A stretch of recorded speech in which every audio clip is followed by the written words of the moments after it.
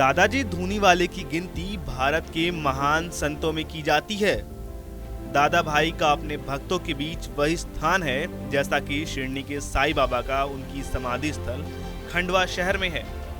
भोपाल में CM house के सामने प्राकृतिक संपदा से सुसज्जित 11वीं प्राचीन मंदिर में इन दिनों मध्य प्रदेश के सीएम से लेकर पूर्व सीएम, बीजेपी और कांग्रेस के नेताओं का तांता लगा हुआ है। नेता अपने विधानसभा क्षेत्र में जीत की स्थिति जानने में लगे हैं। इस दौरान हमारे संवाददाता शैलेंद्र पराशर ने दादाजी धूनीवाले से खास बातचीत की। नमस्कार, मैं शैलेंद्र पराशर। आज हम मौजूद हैं भोपाल सीएम हाउस के नज़दीक धूनीवाले बाबा जी दरबार में, जहां पर हमारे साथ इस वक्त विश्वविख्यात साधक संत दादा भाई जी मौजूद हैं। यूँ तो चुनावी समर है और नेताओं का तांता लगा हुआ है और निश्चित ही भविष्यवाणी जानने के लिए सभी लोग अपनी सोचते हैं और यहाँ पर दरबार तांता लगा है। अब हम गुरुजी बात करें तो अभी वर्तमान में चुनावी समय में जिस तरह से भक्त और ज़्यादातर राजनीतिक गलियारों के लोग आ रहे हैं, तो ये क्या जानना चाहते हैं। और जिस तरह से सत्यनारायण की कथा की एक आपने एक अलग जगह के सभी जगह काम कर रहा है, तो क्या कुछ इन लोगों को फ़ायदा हुआ जिसके चलते आकर्षित हो रहे हैं दरबार की ओर? श्री दादाजी धूनीवाला दरबार निरंतर जो है, जो भी दादा के बताए मार्ग पर चला है वह अपने उत्कर्ष में पहुंचा है। उस उत्कर्षता की प्राप्ति के लिए इनका आना होता रहता है। इस क्रम में इनके पूर्व भी जो पूर्वज थे राजनेता, वो सभी जो है दादा के यहाँ आशीर्वाद प्राप्त किए। उस आशीर्वाद के फलस्वरूप इन सब का आना होता रहता है। तो अगर नेताओं की चर्चा करें तो पर्टिकुलर पार्टी के नहीं आते आपके पास, सभी मतलब कांग्रेस बीजेपी सभी को देखा गया, चाहे वो सीएम शिवराज सिंह चौहान हो या पूर्व सीएम दिग्विजय सिंह हो या पूर्व सीएम कमलनाथ हो। तो ऐसी क्या आस्था और कैसी इनके आकर्षण का केंद्र है जो इनको खींच के लाता है आपके पास? यहाँ सहज जो साधना का स्वरूप है, सत्य जो जीवन का जो मूल है, वह तत्व का ज्ञान जो है, हर सांसारिक विधाओं को जो जानते हैं वह पाते हैं कि कुछ यहाँ विलक्षणता है। और वह विलक्षणता क्या है? साधना, जिसके फलस्वरूप इनके जितने पुरोधा हुए भगवंत राव मंडलोई, डीपी मिश्रा, डॉक्टर कैलाशनाथ काटजू, शंकर दयाल शर्मा, इनकी क्रमबद्धता है। और ये अपने पूर्वजों को भी देखते चले आ रहे हैं कि ये लोगों ने बड़ी सहजता से इस स्थान में कोई प्रोपोगंडा नहीं हुआ। सादगी से आज अखंड यज्ञ वेदी जल रही है, निरंतर सुबह शाम हवन हो रहे हैं। और जो उत्तम मार्ग होता है, उस मार्ग के लिए सभी को प्रशस्त किया, चाहे उमा जी आई और चाहे शिवराज जी आए और चाहे दिग्विजय सिंह जी आए, उन्हें भी एक ही चीज़ कहा। अच्छा, आपको जब ये नेता राजनेता आते हैं, आप अपने अंतरात्मा आत्मा से वैसे भी भविष्यवक्ता भी हैं और आप चीज़ें को बताते भी हैं, तो कभी एक जिन नेताओं में राजनेताओं में एक छल वाला आपको भाव जब दिखता होगा, तब क्या उनको आशीर्वाद देते हैं या नहीं देते हैं? सबसे जो महत्वपूर्ण चीज़ है, मेरे समक्ष जो आता है, मैं निर्मलता का पहले जो है उसे बोध कराता हूँ। निर्मल मन जन सो मोहि पावा, अमोहि कपट छल छिद्र न भावा।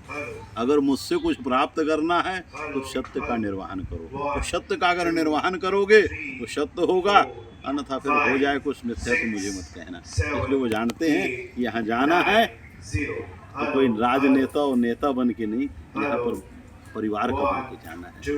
हिंदू मान्यताओं में सत्यनारायण कथा को सबसे ज़्यादा अग्रणी और प्रथम कथा मानते हैं। आप एक अलग जगा रहे हैं और इसकी ओर आकर्षित कर रहे हैं। तो इसमें जो आपने सत्य का पालन, सुमिति, अभियान का त्याग, दृढ़ विश्वास, धैर्य का पालन चीज़ें दी हैं, तो जो लोग इसको अपना रहे हैं, उनको क्या कुछ परिवर्तन आपको देखने में मिलता है?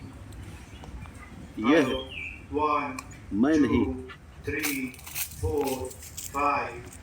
कलयुग का जब प्रारंभ हुआ तो साक्षात नारद जी ने सभी लोगों में विचरण करते हुए जब मृत्यु लोक आए तो उन्होंने जब यहाँ पर देखा और देखते हुए जिन अवस्थाओं में प्राणियों को देखा और नारायण से जो प्राप्त किया, तो जब सनातन में नारायण जो है सर्व जगत का पालनहार है, उन्होंने जब अपने मुखारविंद से कहा और आज का समय भी जिन जिन घरों में जिन जिन परिवारों में सत्यनारायण कथा का अनुसरण हो रहा है, उनके यहाँ आप सब लोग जाकर भी प्राप्त कर सकते हैं कि उनके यहाँ सुमति, उनके यहाँ हर प्रकार से जो है जो भी सत की समृद्धि है, जिसके लिए हम सब प्रयास करते हैं, साधु संत महात्मा मनीषी संसारिक यही ढूंढ रहे हैं कि हमें कैसे संसार में आने का बोध हो।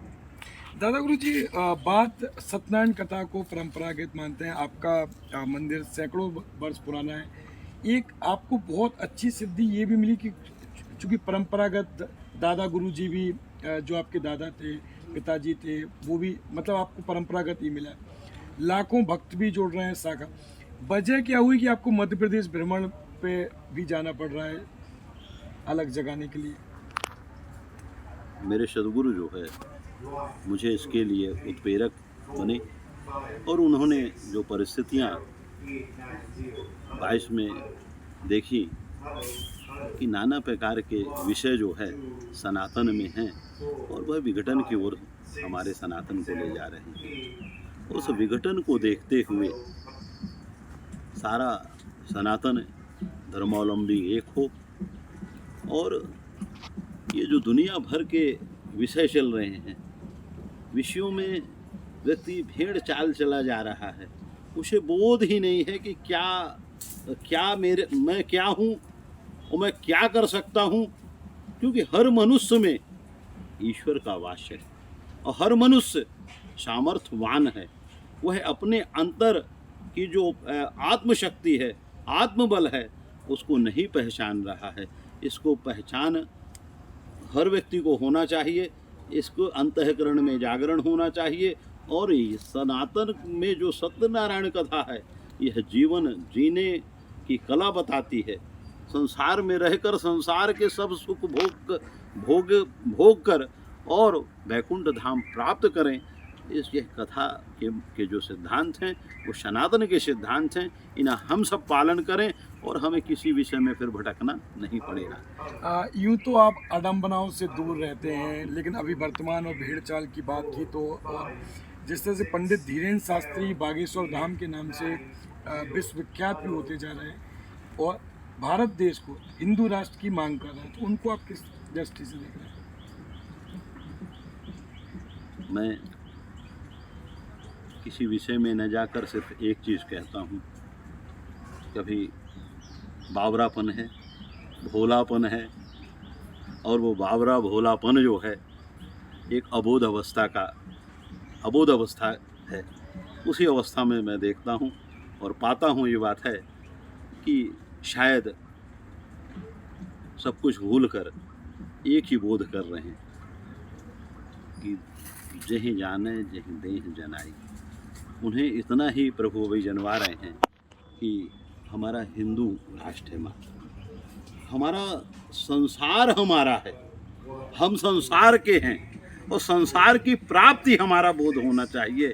इस ओर हम सबको जाना चाहिए, लेकिन प्रयास है, कहते हैं छोटी इकाई तय करो, एक एक सीढ़ी चलो, कल आर्वर्त भी हो जाएगा। तो जिस तरह से अगर जगत गुरु रामभद्राचार्य जी बोलते हैं कि धीरेन्द्र को इन सब चीज़ों से दूर रहना चाहिए, विवादों से दूर रहना चाहिए, और सनातन धर्म कहता है कि सभी पूरा विश्व हमारा कुटुंब है, सब चीज़ है, सब हमारे अपने हैं, तो कहीं ना कहीं आप मतलब उनका भी समर्थन करेंगे कि धीरेन्द्र शास्त्री जी के साथ जाएंगे? सबसे जो महत्वपूर्ण चीज़ है कि हमारे पूज्य रामभद्राचार्य जी जो कहते हैं वह सार्थक सार है। किसी संत का, किसी साधक का फसादों में नहीं रहना चाहिए, फसाद से हमेशा दूर रहना चाहिए। यही हमारे गुरुदेव ने हम लोग को सीख दी कि साधु साधना का नाम है। साधु एक दोहे रूप कहें मुहावरे कि साधु न मांगे मांगना, जब मांगे तब भाड़, और सती न पीसे पीसना, और जब पीछे तब राड़। ये हमारे गुरुदेव कहा करते थे, हम लोग को सीख दिया करते थे कि साधना साधु का नाम है। संसार साधना से कहीं जाने की आवश्यकता नहीं है, वहीं सब कुछ प्राप्त हो जाता है। साधु निश्चित ही त्याग का नाम है। अंतिम आपसे जानेंगे, हमारे दर्शकों को देश में दुनिया में जो देख रहे हैं उनके लिए क्या कुछ संदेश देंगे कि उनका जीवन जिस तरह से कोविड के बाद एक विचलित हुआ और भेड़ चाल के लिए मजबूर भी हुए, तो क्या कुछ संदेश देंगे आप? समस्त सांसारिकों को स्वयं में निश्चित होना चाहिए, अपना आत्मबोध होना चाहिए, आत्मचिंतन होना चाहिए। आज जो सारी स्थितियां परिस्थितियां विश्व की बन रही हैं, देश की बन रही हैं, प्रदेश की बन रही हैं, जिले की बन रही, नगर की बन रही है, गांव मोहल्लों की बन रही है, उनके पीछे एक बोध है। क्या बोध है? कि हमने अपना बोध तत्व त्याग दिया। हमारा जो सृष्टि के साथ जो सामंजस्यता है उसे हमने छोड़ दी। जब हमने संसार के साथ सामंजस्यता छोड़ दी तो जितनी विकृतियां हैं वो हमारे साथ उत्पन्न हो गई, और आज हम असंतोष होकर पूरे संसार में कोई भेड़ों की तरह भटकते हुए। तो सही दिशा उनको त्याग या साधुवाद से ही मिलेगी। सही दिशा सबसे पहले जो है अपने को जानने में लगे, अपने प्रति ईमानदार रहो।